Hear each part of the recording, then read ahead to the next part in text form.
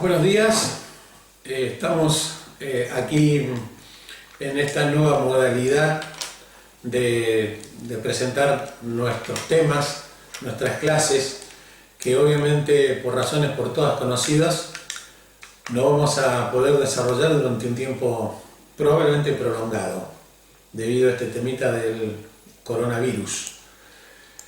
La idea es que a través de esta metodología podamos aprender o por lo menos empezar a conocer temas vinculados a la semiología cardiovascular, de tal manera que ante esta emergencia no se pierdan horas de clases, horas de estudio y de alguna manera podamos subsanar este serio inconveniente debido a la pandemia. Vamos a ver cómo sale esta primera entrega de semiología cardiovascular a través de un tema trascendente. Este video tendrá que ser visto, y supongo que más de una vez, por cada uno de ustedes, mis queridos alumnos, porque se trata de lo que se denomina la cardiopatía isquémica. Es un tema de la máxima trascendencia.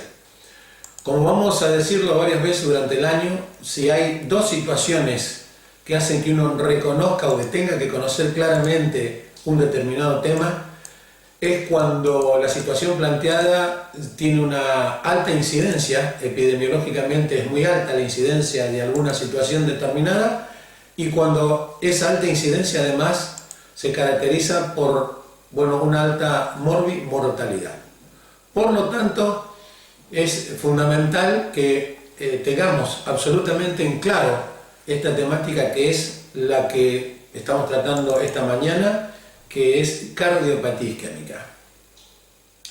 Uno debería por lo menos comenzar a definir qué es esto de cardiopatía isquémica, y lo podríamos mencionar como el síndrome originado por algún tipo de insuficiencia coronaria que se va a caracterizar fundamentalmente por un síntoma fundamental que es el dolor de pecho, el dolor torácico o mejor todavía dolor precordial. Cuando estudiemos entre todos el capítulo de dolor también vamos a analizar todas y cada una de las características que el médico y los semiólogos tenemos que extraer de un síntoma como es el dolor. Ya ahora vamos a estudiar en profundidad, pero por el momento decimos que la cardiopatía isquémica es un síndrome de insuficiencia coronaria que se va a caracterizar fundamentalmente, pero no exclusivamente, por dolor retroesternal o dolor precordial. Dicha esa definición, lo más importante quizás de esta temática es entender la fisiopatología de la misma. Tenemos que saber que esta enfermedad o este síndrome de cardiopatía isquémica se va a caracterizar, como lo decía al inicio, en forma fundamental por la altísima incidencia que presenta en todo el mundo. La cardiopatía isquémica, prácticamente sinónimo de enfermedad coronaria, tiene una muy alta incidencia y de hecho la causa número 1 de mortalidad en el mundo es este tema que estamos tratando esta mañana, la cardiopatía isquémica. Epidemiológicamente es altísima la incidencia. Es un síndrome que tiene que ser conocido por el médico clínico, por el médico de guardia, ni qué decir por el médico cardiólogo. Nadie puede estar exento de conocer los elementos básicos de la cardiopatía isquémica.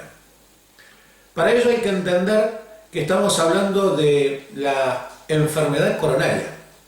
Por los recuerdos anatómicos sabemos que el miocardio recibe su irrigación, recibe su aporte sanguíneo y por lo tanto la oxigenación de cada célula miocárdica, sabemos que está dada por las arterias coronarias. No estamos en condiciones de repasar el árbol coronario, pero sí decir que recordemos que hay por lo menos 3 arterias coronarias principales, la coronaria izquierda, la coronaria derecha y la arteria circunfleja, que seguramente todos ustedes tendrán en conocimiento. Estas arterias coronarias son las que van a nutrir el miocardio, van a irrigarlo y de esa manera otorgar los elementos que la célula contráctil necesita, los nutrientes y fundamentalmente el oxígeno para que el miocito pueda contraerse adecuadamente y el corazón pueda desarrollar su función de bomba. Para esa situación, las arterias coronarias tienen que tener un flujo amplio, abierto, sin ninguna clase de obstrucción. El endotelio de las arterias coronarias tiene que estar sano. De esa manera se entrega a cada célula, a cada miocito, el aporte necesario de oxígeno para que la misma funcione como corresponde. Pero lamentablemente, y ya supongo que también conocen todos ustedes mucho de este tema, las arterias coronarias van a sufrir agresiones por los denominados factores de riesgo. Y los factores de riesgo tienen que ser conocidos por todos nosotros. Los factores de riesgo están divididos en factores de riesgo mayores y menores. Y los factores de riesgo mayores son los que justamente van a estar produciendo las alteraciones fisiopatológicas fundamentales para que comience a aparecer la clínica de la cardiopatía isquémica. Las arterias coronarias van a perder ese endotelio sano y por el contrario, estas arterias van a comenzar a tener lo que ustedes ya conocen como ateromas, las placas ateromatosas. Esas placas ateromatosas no vienen de la nada y sabemos que tenemos que reconocer algunos hechos, además de que los factores de riesgo son mayores y menores, que hay algunos factores de riesgo que son reversibles o irreversibles. Por ejemplo, la edad es una situación irremediable, irreversible, y que se va a asociar al mayor grupo etario de mayor incidencia de cardiopatía isquémica. Son los factores de riesgo no modificables. Por lo tanto, tenemos que recordar entonces, hablando de este tema, que los factores de riesgo de las enfermedades arteriales, concretamente de las arterias coronarias, se dividen por un lado en factores de riesgo mayores y factores de riesgo menores. Y además en factores de riesgo modificables y factores de riesgos no modificables. Los factores de riesgo no modificables los estaba diciendo. Uno de ellos constituye la edad, y entonces a nadie le puede sorprender que a mayor edad hay mayor incidencia de placas ateromatosas que van a estar lesionando el endotelio. De la misma manera, un factor de riesgo no modificable es el sexo, y aunque antes se decía que era mucho más frecuente en el sexo masculino que en el sexo femenino, esto probablemente todavía siga siendo así, pero con una mucha menor diferencia entre ambos sexos. Se ha casi equilibrado la incidencia en el sexo femenino con respecto al sexo masculino. Y en este sentido tenemos que recordar también ese hecho trascendente que dice, o que sabemos, que los estrógenos justamente son los factores que van a ser de protección del endotelio en el sexo femenino, y que por lo tanto, una vez que aparece la etapa de la menopausia, la incidencia de la cardiopatía isquémica en el sexo femenino aumenta en forma notoria. Pero recordando simplemente a modo de vuelo de pájaro que estamos hablando de que estos factores de riesgo no modificables nos están situando en que hay algunos hechos, la edad y el sexo, que tienen su incidencia indudablemente en el daño endotelial. Sin embargo, mucho más trascendente es entender los factores de riesgo modificables y factores que a la vez son factores de riesgo mayores.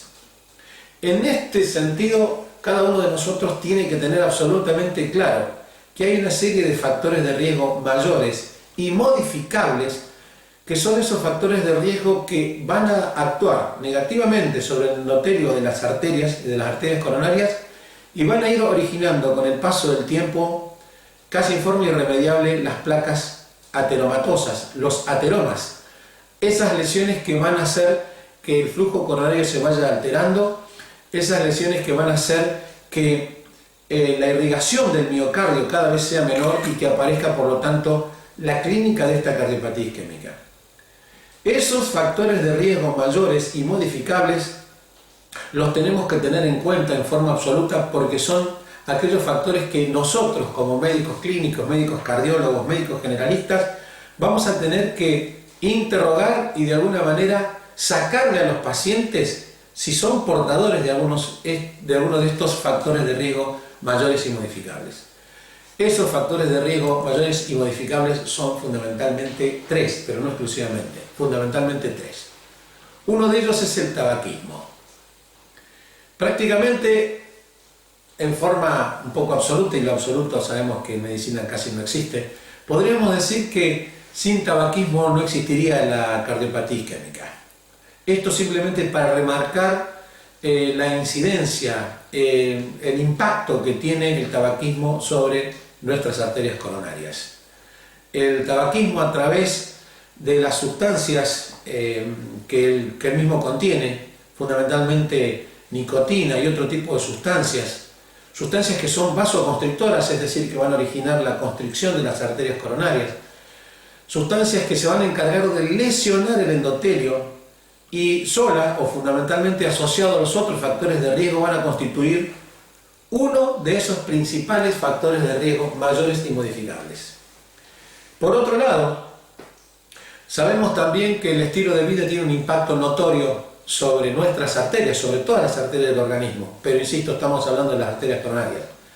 Y el estilo de vida tiene que ver con el tenor, la cantidad y la calidad del perfil lipídico que tenemos en nuestras arterias. Es probable que muchos de nosotros ya conozcamos, muchos de ustedes también conozcan, la relación que hay entre las dislipidemias y las lesiones endoteliales. Estamos diciendo que el aumento del colesterol, la hipercolesterolemia, el aumento de los triglicéridos, de los lípidos, del perfil lípido, es decir, la calidad de esa sangre en cuanto a la grasa de la misma, hace que a mayor niveles de estos elementos de colesterol, del colesterol LDL, que ustedes saben que es el colesterol malo, a medida que el HDL, que es el colesterol bueno, también desciende, todos estos factores van a hacer otra vez que el endotelio de las arterias coronarias se vaya alterando en el sentido de la producción, debajo de la capa muscular de nuestras arterias, de estas placas ateromatosas. Hemos mencionado dos de los tres principales factores de riesgo mayores, el tabaquismo, y hemos hablado de las dislipidemias y la hipercolesterolemia. El otro factor de riesgo mayor y también modificable es la hipertensión arterial.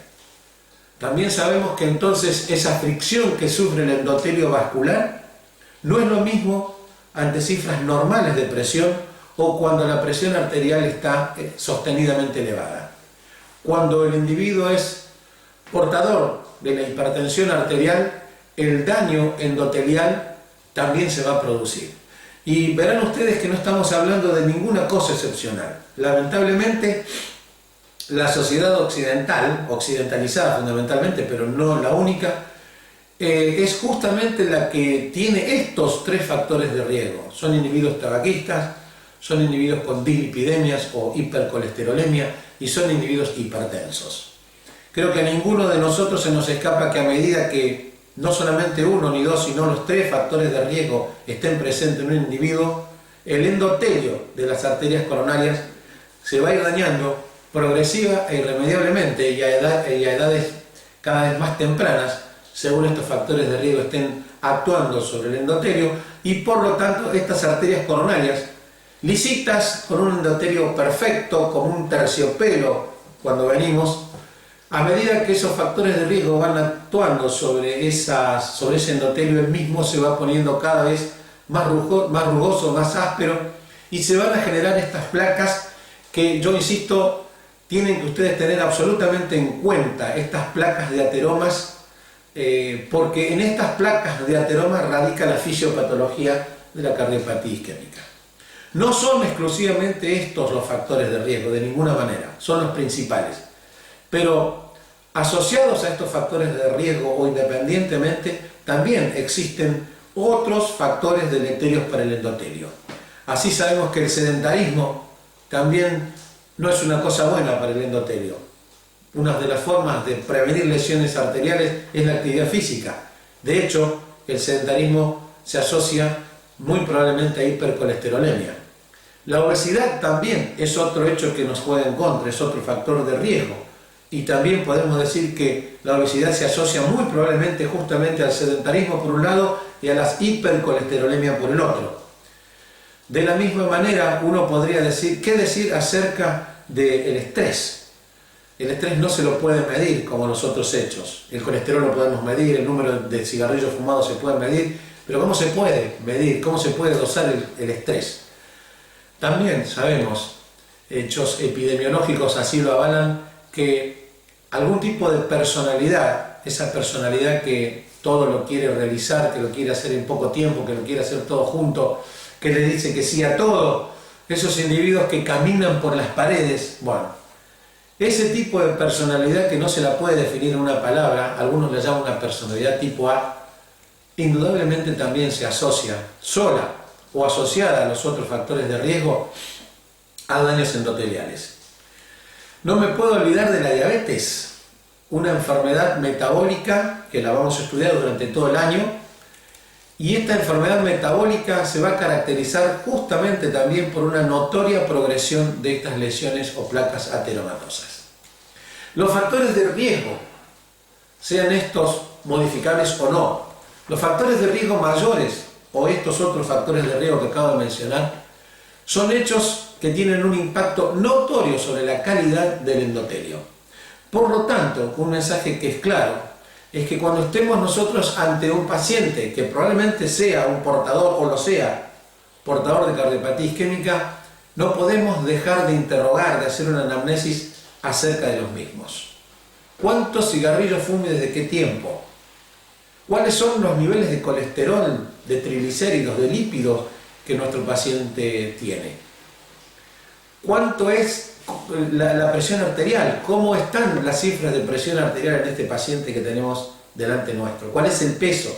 ¿Cómo son los niveles de glucosa con respecto a este tema de la diabetes que estuvimos mencionando? Por lo tanto, en este primer momento uno no puede dejar de mencionar el impacto que los factores de riesgo tienen fisiopatológicamente sobre este síndrome que es la cardiopatía isquémica. Ahora, ¿qué es lo que sucede entonces cuando algunos de estos factores o todos estos factores de riesgo están actuando sobre las arterias? Lo que sucede es lo que venimos diciendo. El endotelio va perdiendo su lisura, su aspecto.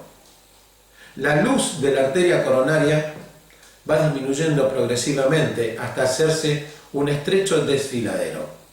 Por lo tanto, estas arterias coronarias que tienen la capacidad de vasodilatarse, de dilatarse para llevar más sangre en algún momento cuando el corazón así lo requiera, porque nuestro corazón es como un automóvil, y cuando el automóvil va a 120 km por hora pide una determinada cantidad de nafta que no es la misma cantidad que pide cuando va a 80 km por hora.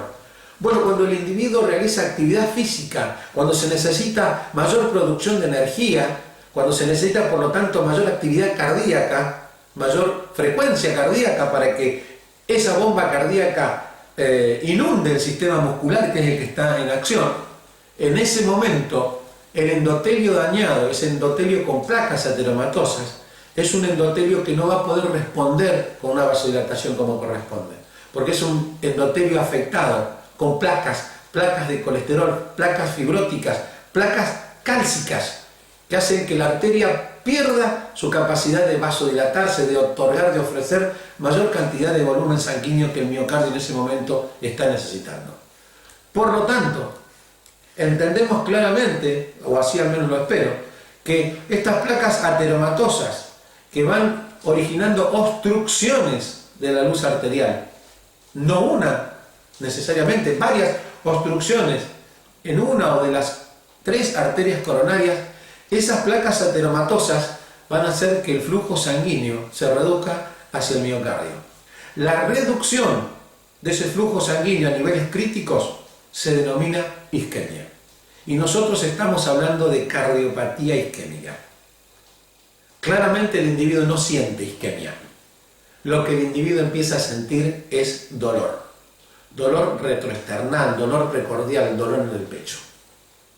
Esta es parte de la fisiopatología que nosotros tenemos que reconocer como lo que tenemos que entender para saber qué es lo que está pasando en este importantísimo síndrome de cardiopatía isquémica. La cardiopatía isquémica se clasifica semiológicamente en 2 grandes grupos. Nosotros tenemos que saber esto. cuando vayamos a nuestro libro de texto, el Argente, tenemos que repasar todos estos conceptos. Pero la cardiopatía isquémica se divide clásicamente en dos grandes grupos: la cardiopatía isquémica estable y la cardiopatía isquémica inestable. ¿Qué significan estos hechos? Doctores, lo que estamos hablando es que la cardiopatía isquémica estable responde ni más ni menos que a estos hechos de que estos factores de riesgo que venimos mencionando y que día a día van dañando el endotelio y van originando lesiones ateromatosas que van progresando en el tiempo y que van originando cada vez lesiones más obstructivas, van a hacer que esas lesiones fijas, estables, originen cuadros clínicos estables, fijos. ¿Qué quiero decir para que lo entendamos? Voy a poner el ejemplo de lo que es la angina crónica estable, un síndrome de cardiopatía isquémica. Estamos hablando del síndrome de cardiopatía isquémica. Dentro de la cardiopatía isquémica, como van a ver ustedes en el Argente, existe la angina crónica estable. ¿Qué significa esto de la angina crónica estable? Lo vamos a poner a propósito de un caso X, un paciente, una historia clínica inventada. Pero es una historia clínica inventada que ocurre todos los días. Se trata de un paciente de 45 años, dislipidémico, niveles de colesterol en sangre elevados, hipertenso y que además fuma un paquete de cigarrillo por día. ¿Estoy diciendo algo excepcional? De ninguna manera. Este paciente de 45 años de sexo masculino tiene todos los boletos comprados: la edad, el sexo y los factores de riesgo que les acabo de mencionar. Esos factores de riesgo han estado trabajando durante mucho tiempo en el endotelio y han estado originando estas placas ateromatosas. Este paciente, un buen día, corre y al correr empieza a sentir dolor retroesternal, dolor en el pecho, un dolor que lo vamos a caracterizar completamente en unos instantes. Ese paciente por primera vez quizás siente una molestia en el pecho, dolor en el pecho que cuando está corriendo lo obliga a detenerse. Ese paciente por primera vez tuvo un dolor de pecho que le llamará la atención, pero como que pasa, probablemente se olvide. Pero este es un paciente hipertenso, dislipidémico y tabaquista. Y este paciente en la mañana siguiente, por alguna razón, vuelve a correr y vuelve a sentir el mismo dolor. Es decir, se está reproduciendo el hecho. A medida que el individuo realiza una determinada actividad física, y cuando los individuos realizan actividad física, aumentan el consumo de oxígeno. La célula pide más oxígeno. Estamos hablando del miocardio, del miocito.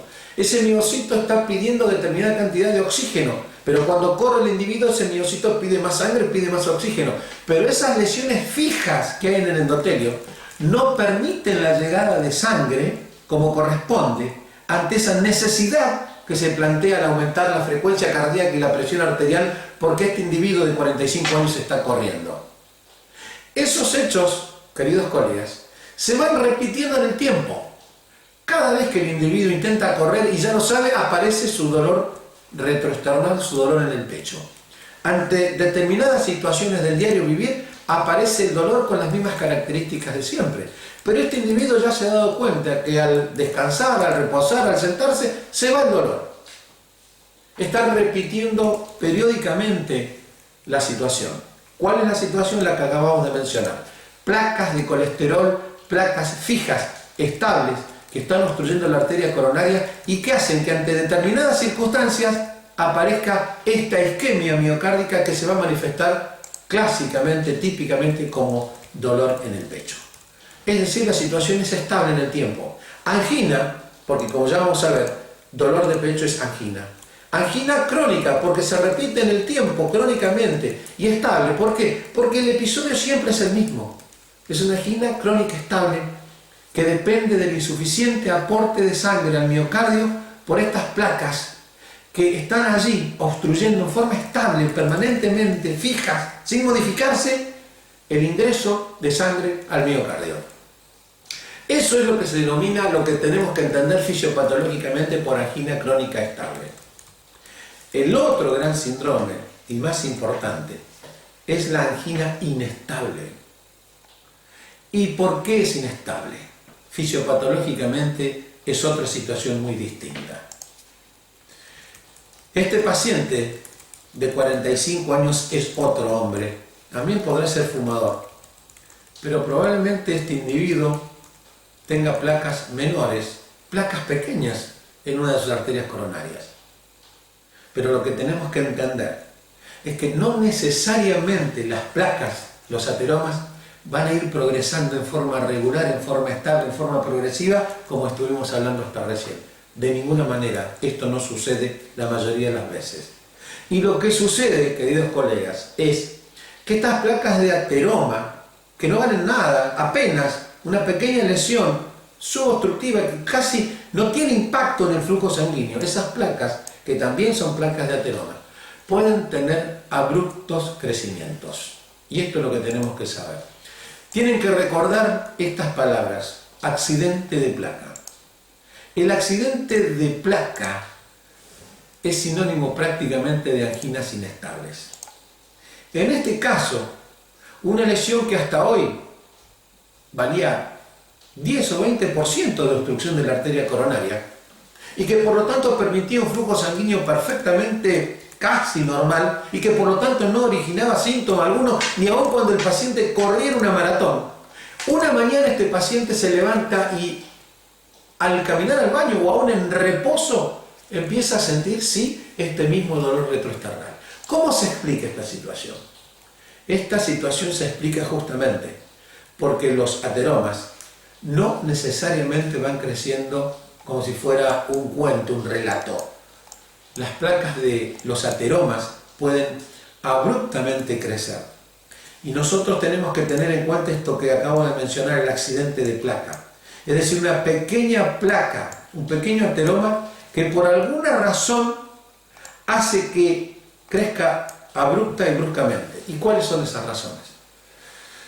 Lo que sabemos, doctores, es que abruptamente puede haber una agregación plaquetaria, una adhesividad plaquetaria. Y esta placa, que hasta ese momento era una placa estable, puede sufrir la misma placa isquemia. La placa es un ente biológico.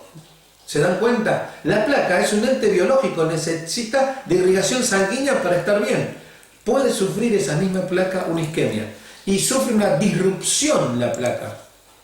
Esta placa que estaba cubierta de endotelio ahora de repente expone a la circulación fibras. Y las fibras son altamente adhesivas a las plaquetas. Las plaquetas con el endotelio discurren perfectamente bien, pero cuando se exponen al colágeno de la placa, sucede todo lo contrario. Esas plaquetas se van a agrupar al colágeno. Y esta placa, que valía 10%, de golpe sufre un abrupto crecimiento. ¿Por qué? Porque esa placa se llena, si ustedes me permiten la terminología, de plaquetas y de eritrocitos y de glóbulos rojos. Y eso se denomina trombo. Y ese trombo puede sufrir diferentes situaciones que no nos vamos a meter en profundidad. Pero el sistema fibrinolítico puede trombolizar, puede destruir ese trombo y nada ha pasado. Pero lo que lamentablemente muchas veces sucede es que ese trombo se organiza. Y ustedes, espero lo entiendan, esta placa que valía 10% de golpe debido a ese accidente de placa que expuso las fibras colágenas a las plaquetas y a los glóbulos rojos, hace que esa placa crezca hasta un nivel de 80-90% y deja un pequeño desfiladero de sangre que pase hacia el miocardio. Cuando ocurre que se cierra el 100% de esta luz arterial, es probable que estemos entonces, si no ocurre algo temprano, ante la presencia de un infarto porque se ha producido la obstrucción coronaria. Estos hechos que suceden en la angina inestable los tenemos que comprender. Espero que cuando vayamos al libro nuestro, al Argente, estemos en condiciones de entender claramente esta parte de la semiología cardiovascular que es la fisiopatología.